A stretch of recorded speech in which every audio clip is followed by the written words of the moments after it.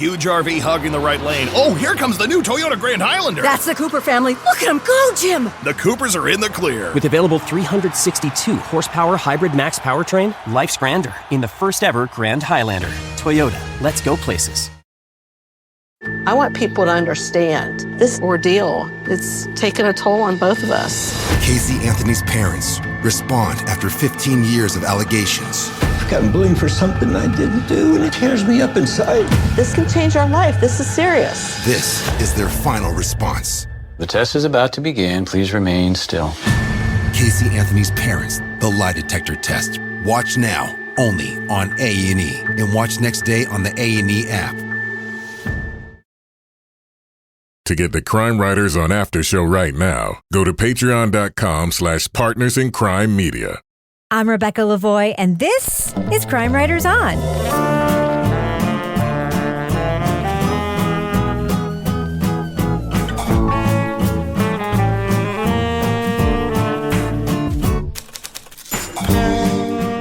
Crime Writers On is the original true crime review podcast that digs into true crime, pop culture, other podcasts.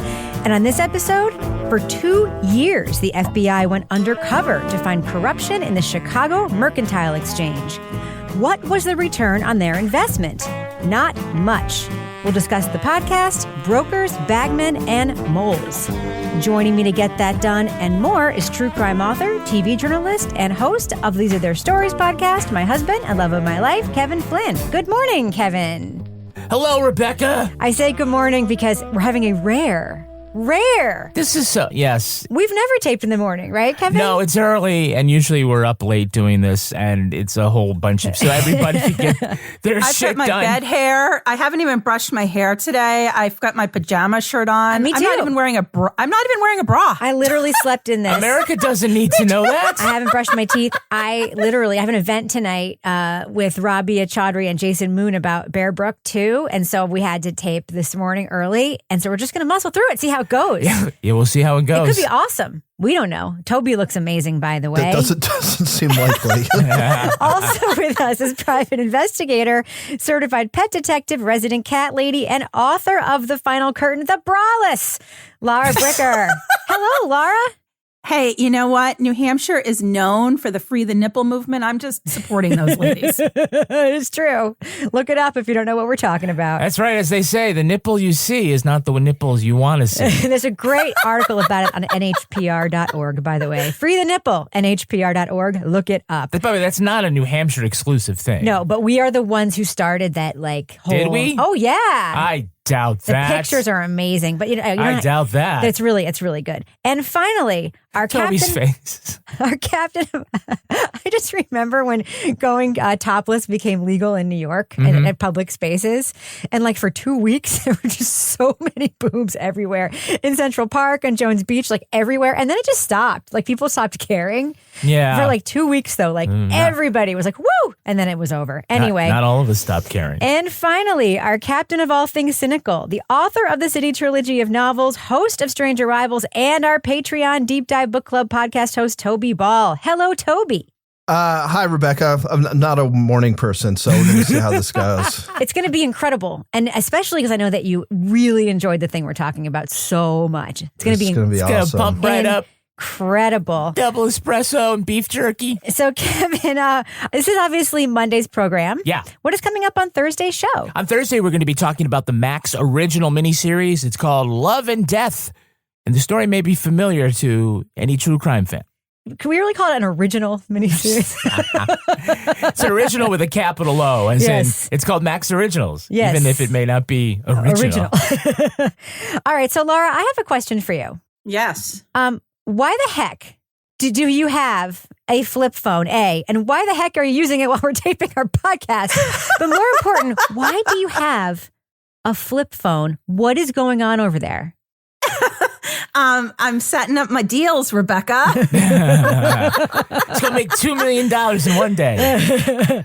So I've gotten back into doing some part-time criminal defense investigating. Yay. And so for that, I just would like to have a designated work phone. I'm also cheap. So I went and got the Jitterbug flip phone, which is apparently for the old people. It's that big buttons. Can't you just get like an Android or something for like nothing for free? Yeah, I've upgraded now because I tried to send one text message and I was so like sucked in by the shiny red flip phone. I was like, it's so nostalgic. It's like a Christmas ornament. I have to have it. It's only $19. I was like, this is amazing. And then she was like, 444 77222. Shit, I got to do it again. Yeah. And I was like, it literally took me like 15 minutes to send a message. And I'm like, I can't do this. I'm going to kill someone. So I was like, 15 minutes to send a text message. Does this also work as a phone?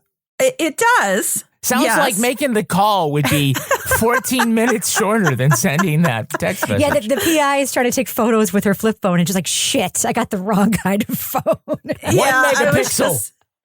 It's just a big red glob. I just have to say, like, I mean, remember when that was all we had to text on and we thought that was fantastic that we could text? And I was like, I was having this moment and I was like, oh, dear Lord. When Kevin and I first got together, we got these phones that we thought they were matching. The Sidekick.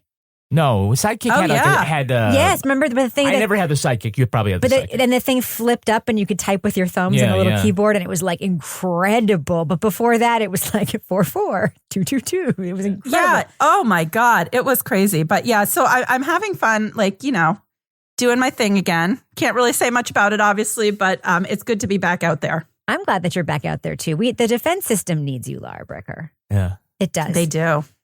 By the way, when Lily was like 6 years old, when I'd be driving her to school, we'd play a game where I'd throw out a small, like a short word, and she'd go out and spell it on the keyboard. So it might be cat, and she'd be like 222.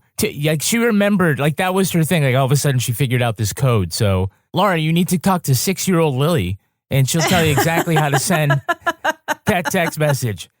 Target is spotted. I will say Laura's becoming a defense investigator again does ruin my dream for Laura's future career. Which was what? Of becoming like a consumer investigative reporter where she does like Hank Phillippe Ryan style, like, you know, busting people, like looking into why, you know, the version of the lawn chair that I bought just last year, why this year's one isn't as well made as the one I got last year, and like busting into the store and confronting the manager kind of thing. Do one of those overhyped television sweeps investigations. You'd be so good at that. The automatic doors at Walmart are dangerous. I got shot in an automatic door once when I was a little kid. It was a moment of trauma in my young life.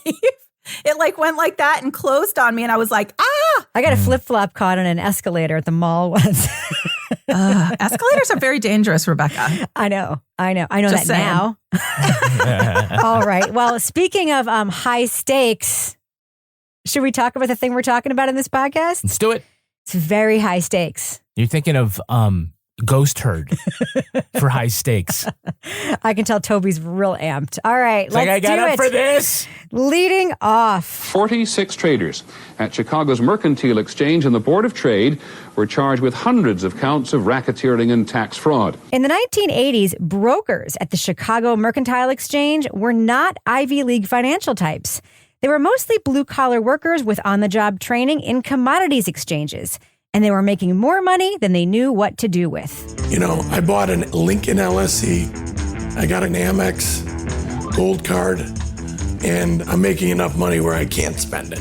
Even with the boys, I can't spend it. All that cash caught the interest of the FBI, who suspected financial fraud at the Merc. But after undercover agents spent thousands of hours on the floor losing millions of dollars in taxpayer money, their investigation turned out to be a bad investment. They were down there to expose a big cheating scandal. Did they? I don't think they did. In Brokers, Bagmen, and Moles, host Anjay Nagpal takes listeners into the pits of Chicago's futures exchanges to detail one of the costliest FBI investigations ever. Were authorities really going after the handful of small fish they caught? Or did they actually have their sights on some blue chip executives? Spoiler alert, we are going to be talking about plot points from Brokers, Bagmen, and Moles. So if you want to remain spoiler free, go to the estimated time code in our show notes for our thumbs up or thumbs down reviews. So Toby, do you think this podcast does foundationally what it needs to do for us to understand how the alleged scheme works that is being allegedly investigated by the FBI? It didn't do it for me. This podcast has got some problems, but the biggest one is I don't think they really do a very good job of explaining how the exchange works. They do this brief thing where they kind of talk about different people and the roles they play, but I didn't have any clue as to what's actually going on. Like, what does it mean when you're trading futures, and why does the cost of them, change over time? The clip from Trading Places didn't suffice. Yeah, strangely, that didn't do it for me. So without this like basic information, like everything else is just pretty much incomprehensible. I had a ton of questions, which is like, A, how does it work?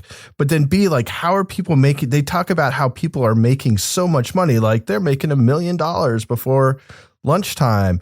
It's like, how are they making millions of dollars? And like, who's getting screwed on these things? And like, how are they getting screwed? Right. Millions of dollars. And how is this working? And they talk about orders, and I think bundles might've been the other thing. And bundles made up of a bunch of, the whole thing was completely incomprehensible to me, at least the way they didn't explain it and then sort of talk about it. And then, so you don't really know from then on, you don't have any kind of context for what happens. You're kind of hearing the ups and downs of different people, but you don't know why any of this stuff is happening. So anyway, I think it's almost hard to talk about it in any kind of informed way, just because you don't have this just very, very basic information that you need to understand what's happening. So everything else just is just kind of confusing and a bunch of stories without context. Yeah, I think that the facts that they think that they sufficiently explained it, but again, I also remained unclear on a lot of these things. Right, people shout out orders and they lose their voice after a bunch of years, but I'm not really getting, like you said, like exactly how this works. Do you remember the Crypto Queen podcast? Yes. And that host was like, I explained the technology to my elderly mother, and if she understands it, then I know I got it right. Yeah. And I feel like they needed to pull out someone's mom or their aunt and try to explain how all this works and how they're making money. So how are they like making all this money versus like their employer making money? And when they say they made $2 million before lunch, did they pocket $2 million before lunch, or were these like the orders that they made and they get their percentage off of it? Because, I mean, if a former garbage man is making millions of dollars before lunch but not losing any money, then the economy of this is just fucked up. Right. But they also casually slip in, oh, by the way, but nobody actually made $2 million before lunch. They're just exaggerating. They just casually slip that in too. It's more like thousands. Put that in context. Right. But they never explain how the exchange works. I was relying on sort of my vague memories from Ghost Herd of how futures work, but I also couldn't remember that super well because that was just beef futures. Laura, what were you going to say? Yeah, no, and I was going to say, like, when you're saying, well, they didn't actually make $2 million. And I think part of the challenge of this podcast is that we're listening to narrators, like people that were there. But are they really reliable narrators? Or are they just like spinning a good yarn of the good old days down at the Merc? Like, we don't know because their stories aren't really challenged ever or put into like a bigger context. I mean, they're very colorful characters, but I honestly had no idea what was going on half the time. And I didn't really feel like I had a sense of like, what are the stakes here and why should I care about this? Right. And that was my biggest problem. Yeah. I think one of the issues with that, as much as I liked our host, Anjay, I really did. I think one of the biggest issues was he used to work there. So he had a foundational knowledge. Right. So the assumption of like, well, people get it. Like, just like people get stocks. By the way, people do not get stocks. They don't. No. People do not get stocks. People do not get options. People do not get what short selling is. Like, people do not understand it. Like, it's not a thing. Like, there's such a small percentage of people who actually trade stocks. People invest in their retirement accounts. They do not, and that's not even like a huge percentage of Americans that do that. But people do not actually touch the markets on their like, individually ever. Most people don't. So this idea that like, oh, people sort of basically get this, they do not. And it is important, but more important than that to me, that not understanding how the market works, I didn't understand what the crime being investigated was at all. And if it apparently the FBI didn't either. But there was this one sort of vague thing where it was like, if you make a mistake on an order, you would ask someone else on the floor to cover it for you. And apparently that wasn't legal, but they never specifically said that's illegal. Right, you're supposed to cover it. Or your firm is supposed to cover it. Yeah, it seemed like there was a bunch of sort of workarounds that had sort of culturally emerged from that scene as they kind of worked out how things work that, I guess were technically illegal or whatever, even though they were accepted as practice on the floor. But like you said, like it's not clear who loses out in that situation because it seemed like it was all about you have to make the customer whole. Yeah. And it's just a matter of who's making the customer whole. Like if everybody's kind of agreed that this is the way you're going to do business and the person who you're representing isn't getting screwed, what's the big issue there? But I get the feeling there's something else going on. Yeah. But it just wasn't clear to me exactly what it was. Like if they were like propping up soybeans or something, like maybe that was a problem. But at least as far as we've gotten, that hasn't sort of come up. The best I understood was that because traders were also allowed to trade their own for themselves, that sometimes if they'd make a good deal, they'd put it in their own accounts instead of into their customers' accounts. Like that was one thing that I sort of like gleaned, maybe. Or when they have this sort of insider stuff where they see where the right. And the other thing orders are going, so I'm going to get on that. Other thing I maybe gleaned was some skimming off the top situation, like the people do, like when you work at a retail store and you charge someone cash and you don't put the receipt in the register kind of thing. Maybe, I don't know. Anyway, it's confounding. I guess I ripped off $2 million before lunch. The whole point is it's confounding and there's a lot of alcohol involved, apparently. Yeah, like what was the one guy there? The guy that was such a funny character. T-Bun. T-Bog. I was going to say J-Dog T-Bog, who was like, bring me a 12-pack of Miller Lite or whatever for the interview. Yes. Then they send you the receipt and the thing, every day. 82 Miller Lights. Who the fuck drinks 82? I go, there was 5 guys. Do the math. It was like fucking 15 apiece. Kevin, what kind of like category of podcast would you say this is? I think this is the patented Toby Ball category of get a load of these guys. I think we can all agree that their stories in and of themselves are very entertaining and they have the feel of a bunch of guys sitting at a bar, having a bunch of drinks and talking among one another about like, basically, do you remember when Stretch did this thing? Or, we'd bet a lot of money on whether these clerks could run faster than each other. We were just throwing money wherever. And $5,000 at lunch. And it's fantastic.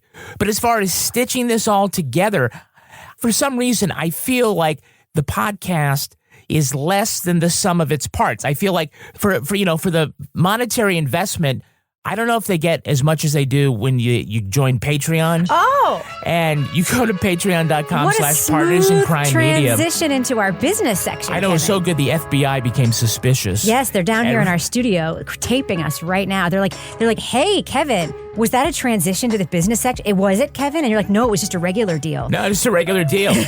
We're gonna seize all the jewelry. So right now on Patreon, you can listen to the Crime Writers on After Show. One of the things we're going to be talking about is a very terrible incident that happened at my baseball game. Oh, my God. For those who haven't heard me talk about it 70 times in the spring. It is one of the worst things I've ever heard happen. I umpire baseball, and I'll just say, I've never had a problem with a kid. It's always an adult. And so this one was notable, and it wasn't about arguing balls and strikes. The police were almost called. Almost, they were on standby. Okay, we'll just leave it there for everybody to wonder. By the way, if you support us on Patreon at the Let's Do What We Do level, you already heard today's podcast because it comes out early and it's ad-free, and you don't have to listen to Laura Breaker talk about hint water, although it's very, very refreshing, right? And you're not hearing this either, probably. Yeah, you are. Oh, yeah. The business section is in. People wanted it. Oh, that's People right. wanted it. They looked at I get confused. They looked at the podcast futures market and they said, this is the way to go. And we explained how it worked. And then they said this is what they wanted. We have the latest episode of Toby Ball's Deep Dive Book Club. It was Motor Spirit, which is a Zodiac a book. And it was the guests included Rebecca, Janet Varney, and Jillian Pensavalli. But now it's time to do new homework for the next deep dive, Toby Ball, tell us what everybody needs to check out from the library. The book is called Rogues, and it's by Patrick Radden Keefe, who did a lot of good stuff. Say Nothing and Empire of Pain, which is about the Sackler family that we've both done for the deep dive. This is a collection of articles that he did. I think they're all in the New Yorker, maybe. I read almost all of them when they first came out in the magazine, and it's just been actually great rereading them. I wasn't sure what it was going to be like, but he's just such a great writer. He picks great stories. They're very enjoyable and interesting reads, and we've got a great panel. So yeah, definitely check that out.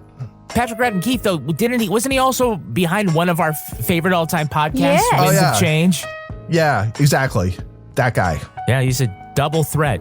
I'm sure he's a triple threat. He probably is also a great tap dancer. Yeah, I don't know. You've 100%. got to have, all sorts of stuff like that. He's got good speed on the bases. He's got an EGOT of media. It's a 5-tool player, Toby. It's fantastic. So all that stuff, remember, when you support us on Patreon, you're not just getting a great value. It's not just something that you're buying. You're really being a sustaining member of this podcast because without your help, we can't continue to get up at butt crack a.m. in the morning to make sure we put this podcast out there. Help Laura buy a bra. Help her buy a bra. We are so desperate. We used to have a bra sponsor. What the heck? See, they went away, and now it's like, please, Patreon, save us. So all that's available at patreon.com/partners in crime media. And thus ends the business section. Thus ends. Hopefully we explained it so that you understand it. I'm going to go ahead and fade that music out section. right now.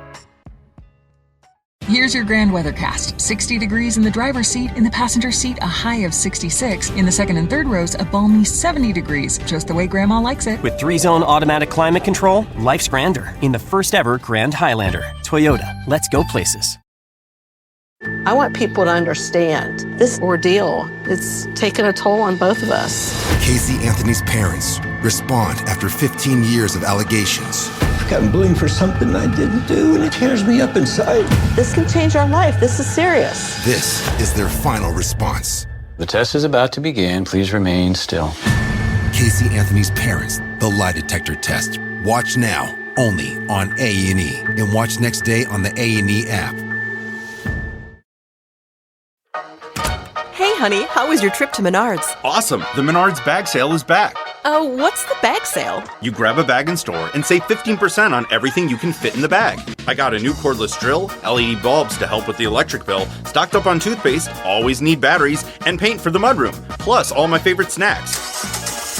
Where are you going? Menards, we're out of cleaning supplies. Hurry in. Grab a bag in store now through January 14th. Get 15% off everything you can fit in the bag. See store for complete details. Okay, so there's something that I would like to talk about this podcast. Okay. Oh, I know what it is. We just talked about how things weren't explained sufficiently, but there is a device that is used again and again and again to attempt to explain things. Why is Laura laughing? And that is the use. I knew what she was going to talk about. Oh. But that is the use of film clips. Well, what do you think, Valentine? Well, it sounds to me like you guys are a couple of bookies.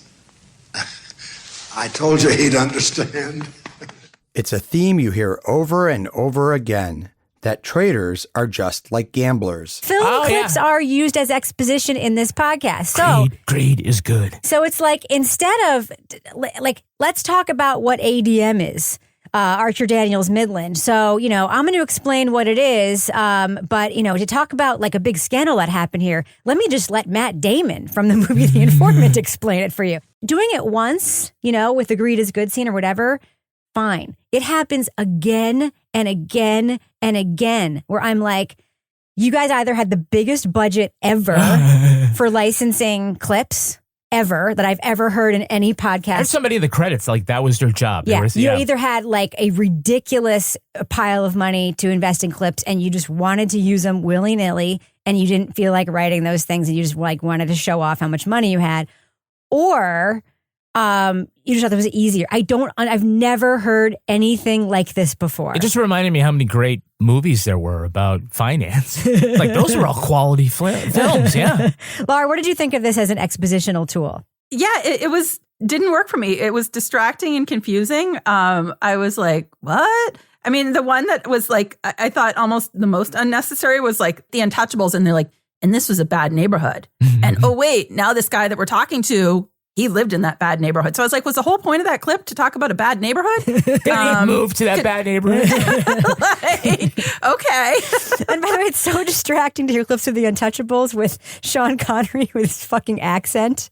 Like, it's so distracting. That was Robert De Niro. Yeah, it just distracted me. And that was the thing. I was like, because I was already like, what's going on? I don't understand this trading thing. I don't really understand anything that's happening, except that clearly I've missed my calling by not getting into selling beef jerky. Like, that's the one thing. Beef jerky.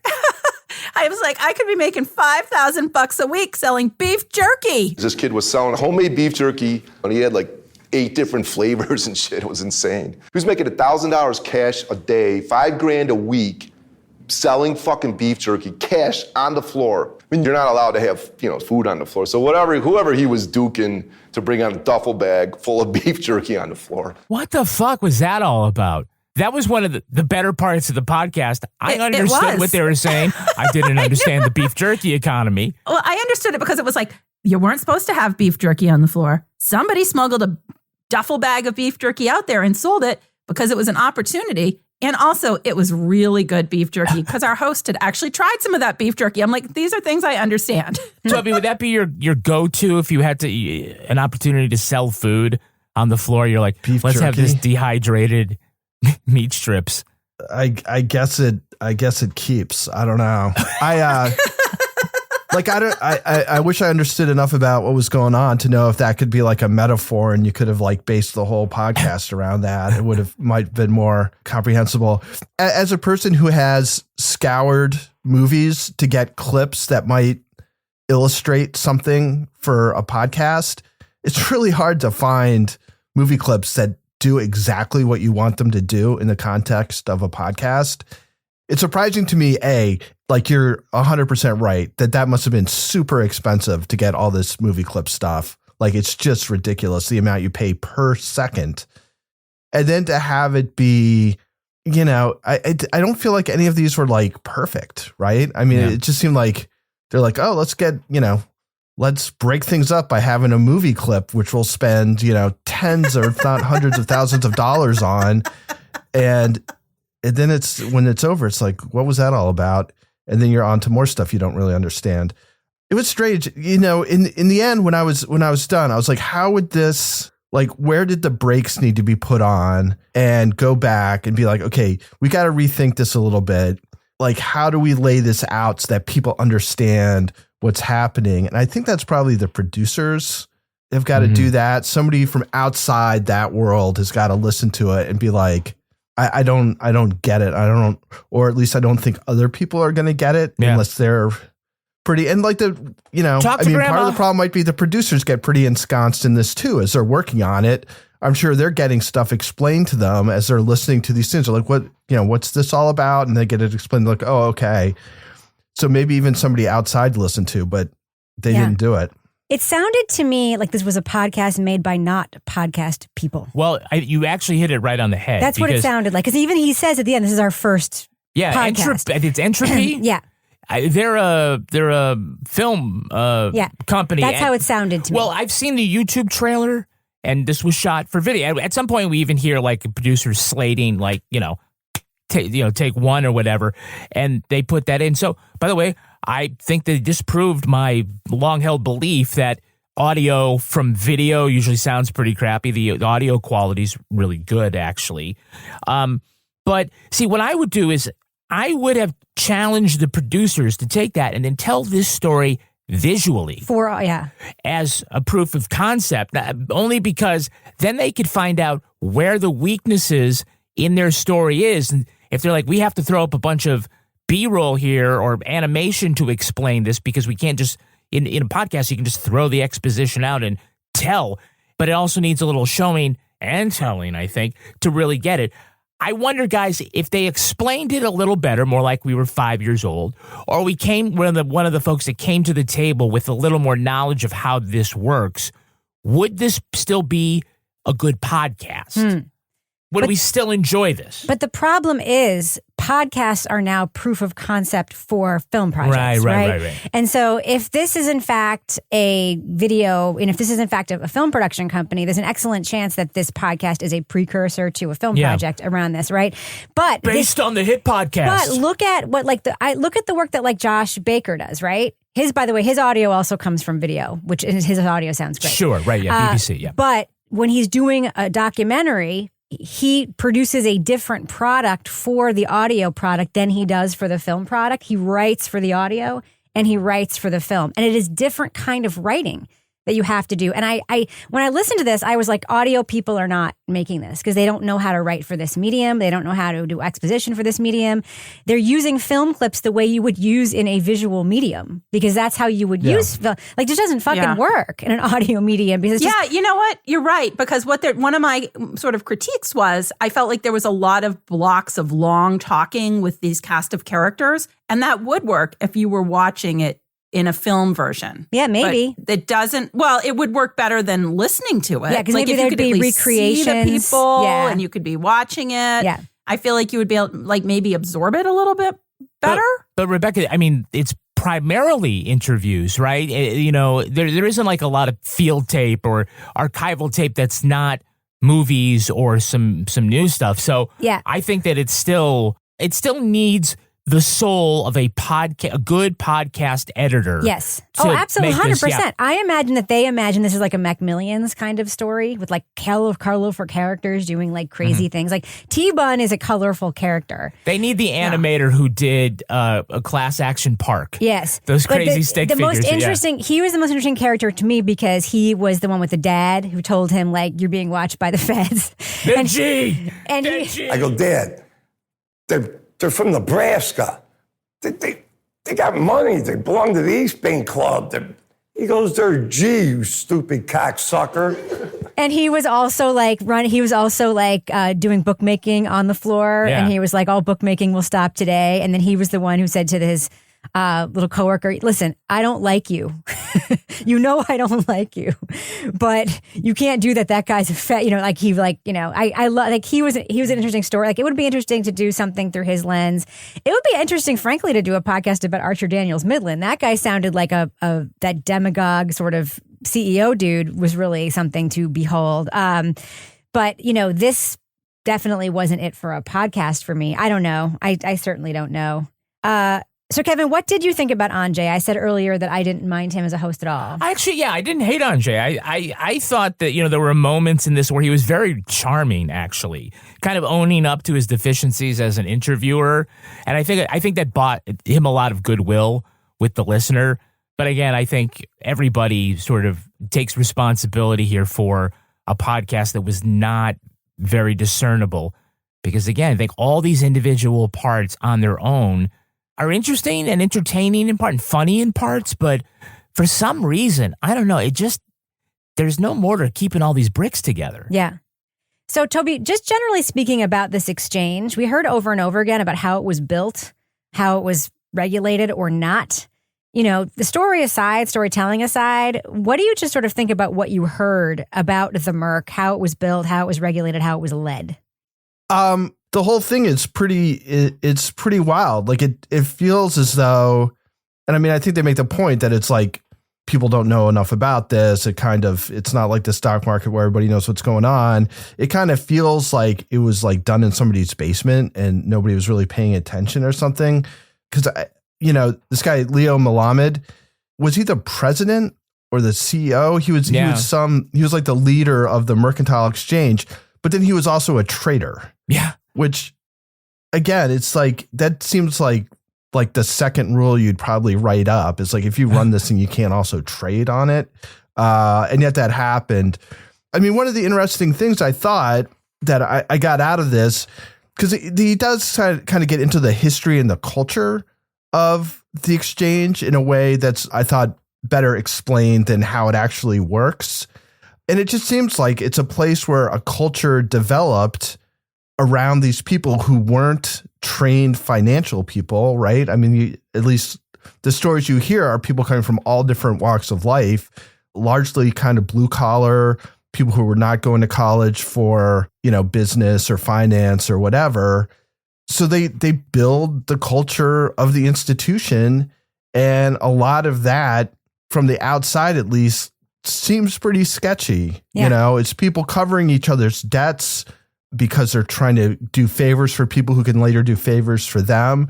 It's the kind of stuff that if you hear it on Wall Street, if the stock market, you'd be like, okay, that is not okay. But it happens on Wall Street. See, to me, there's very little difference. Bernie Madoff founded the NASDAQ and he was trading and he was doing all this. But he's in jail.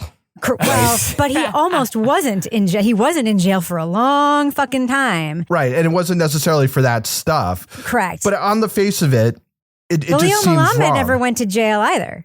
Who? You know what I mean? This guy Leo never went to jail either. I know. Yeah. So I don't know. I mean, that may be more about the law than it is about anything else. But I think just on sort of a gut level, like that's the kind of thing that you're like, that's not like people start making decisions not based on their client's best interest, but that guy did me a favor, so I'm going to do him a favor. Right. And that's where stuff starts to break down. Right. But again, the fact that, there's a lot of money going through this, nobody really understands it.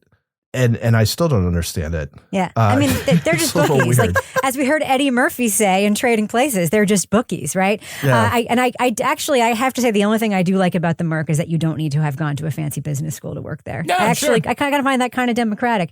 Go to Western Illinois, whatever it was, the guy who got kicked out of Western Illinois after 2 weeks. Community college or university, with his 0.6 GPA. I think, guys, two last things that come to my mind here is I feel like they don't 100% confront the influence of organized crime. Certainly in the city of Chicago, where, you got a mobsters are involved in illegal gambling and prostitution and drug trade. Mayor. Yeah, and they would just look across the street and see billions of dollars being, trading hands, and they don't want to wet their beak or they were unable. I don't know. I don't feel like they really address that in any sort of meaningful way, but they also, like Laura said, the stories go unchallenged. They don't give us the FBI. Right. Now, I read the press release for this, and they promised we're going to hear from the FBI. And what are we? I don't know. 6 episodes out publicly. Have we heard from the FBI? Really? I have not heard from the FBI. No, I mean, we just hear that they can't find anybody from the FBI, and that's a problem. Yeah. Here's your grand weathercast. 60 degrees in the driver's seat. In the passenger seat, a high of 66. In the second and third rows, a balmy 70 degrees. Just the way Grandma likes it. With 3-zone automatic climate control, life's grander in the first ever Grand Highlander. Toyota, let's go places. I want people to understand this ordeal. It's taken a toll on both of us. Casey Anthony's parents respond after 15 years of allegations. Got blamed for something I didn't do, and it tears me up inside. This can change our life. This is serious. This is their final response. The test is about to begin. Please remain still. Casey Anthony's parents, the lie detector test. Watch now, only on A&E. And watch next day on the A&E app. Hey, honey, how was your trip to Menards? Awesome. The Menards bag sale is back. Oh, what's the bag sale? You grab a bag in store and save 15% on everything you can fit in the bag. I got a new cordless drill, LED bulbs to help with the electric bill, stocked up on toothpaste, always need batteries, and paint for the mudroom, plus all my favorite snacks. Where are you going? Menards, we're out of cleaning supplies. Hurry in! Grab a bag in store now through January 14th. Get 15% off everything you can fit in the bag. See store for complete details. All right, let's do what we do. Let's let our listeners know, should they check out the new podcast, Brokers, Bagmen, and Moles? Laura Bricker, what do you think about this podcast? Thumbs up or thumbs down? This is a thumbs down. I tried. I really tried. And I actually felt kind of relieved when I heard that Toby also didn't understand what was going on, because I consider Toby really the brains of the operation here a lot of the times. Hey now. Well, Whoa, you know hey, what I'm ho, saying. ho, ho. But hey, let's just say Toby sometimes likes dry stuff that we don't like. Let's put it that way. Yes. Hey, you're out of the football pool, Laura, for that. Yeah. So, no, you know what? There are some interesting, Chicago, interesting place. Chicago mobster era, Chicago's version of a stock exchange. Like, these are all things that might be interesting on their own. But I think, unfortunately, the way that this was told totally lost me. I didn't feel like I understood what the stakes were in this. I didn't really understand what the crime was in this. I didn't really understand who the audience was for this. So for me, unfortunately, this is a thumbs down. Toby Ball. Yeah, I'm a thumbs down too. Like I certainly feel this way, and I'm sure a lot of people feel this way, where you had a job and there's like a lot of characters. You're like, wow, this would make a great sitcom or a great podcast or whatever. And this seems like it's a little bit of that, although there was an actual crime and an FBI investigation or whatever. It seems more like it's a bunch of guys talking about work.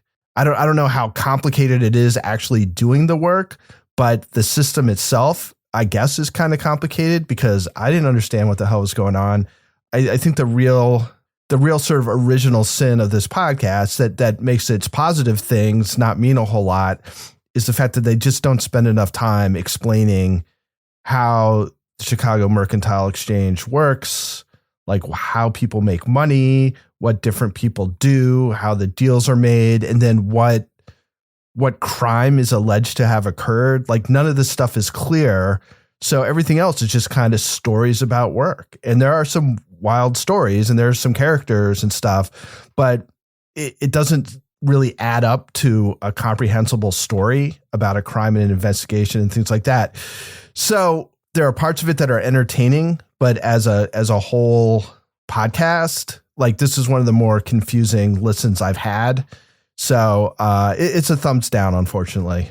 Kevin Flynn. I want you to visualize my thumb being up because I'd say that, partway through the first episode, it was up. And the longer I listened, it was deflating like one of those waggy inflatable men in front of the car dealership.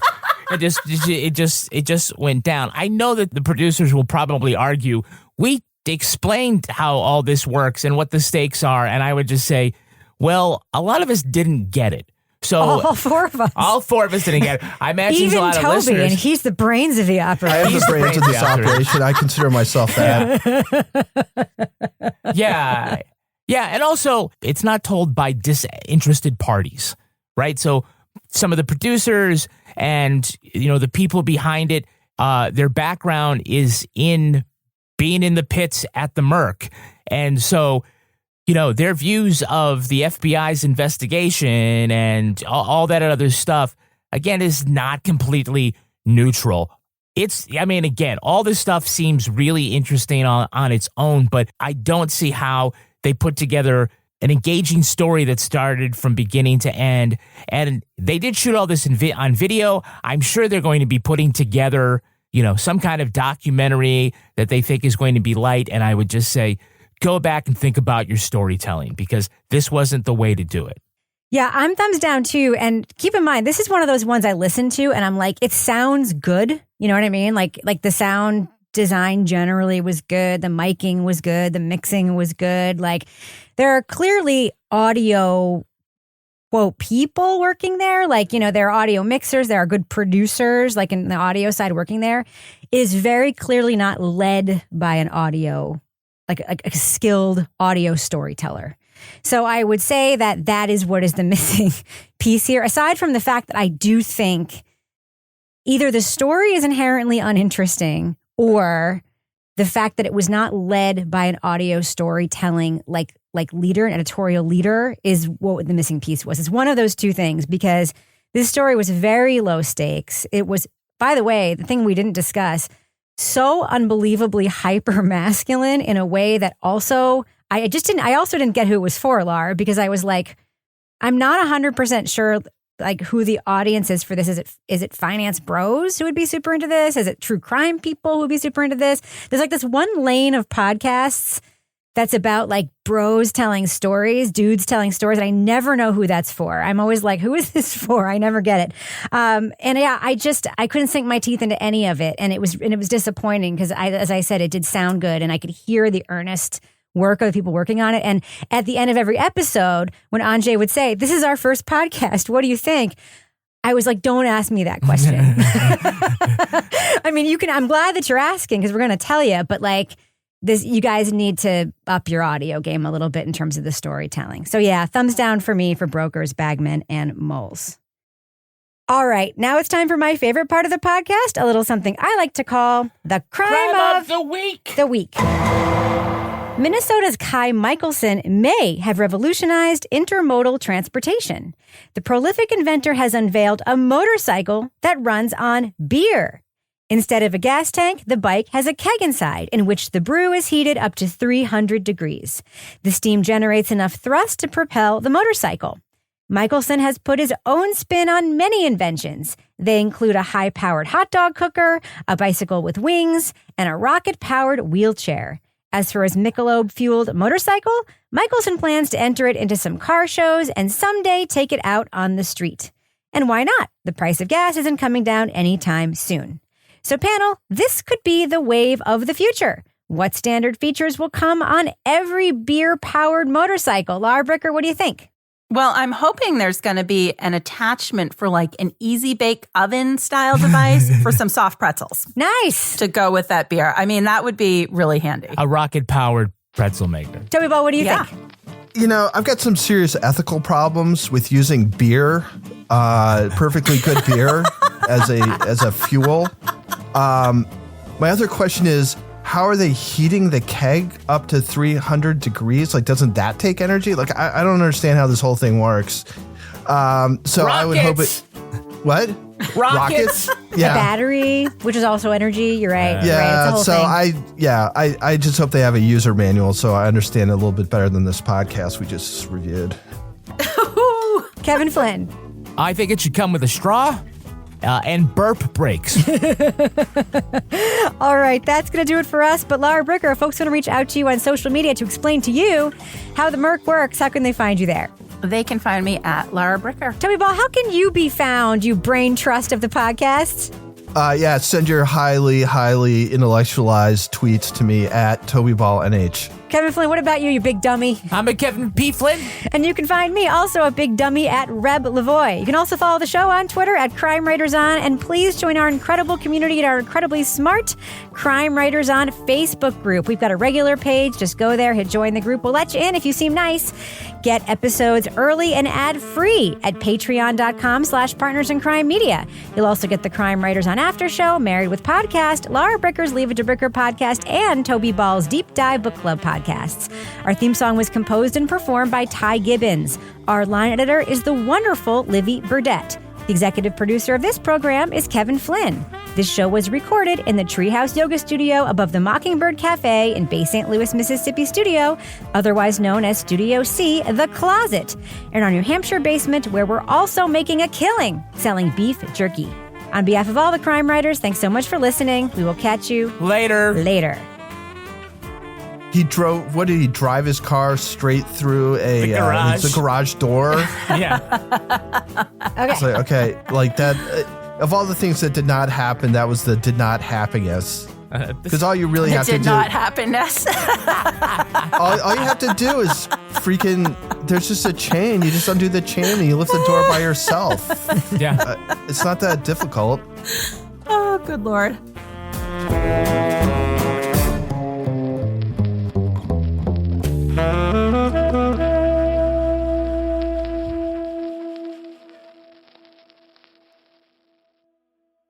The friendship is sharing deal. Because I want one of your McNuggets. And I need some of your Quarter Pounder. There's a deal for everyone at McDonald's. Get one favorite like 10-piece chicken McNuggets, a Quarter Pounder, or a Big Mac and get another for just $1. Price and participation may vary. Valid for item of equal or lesser value.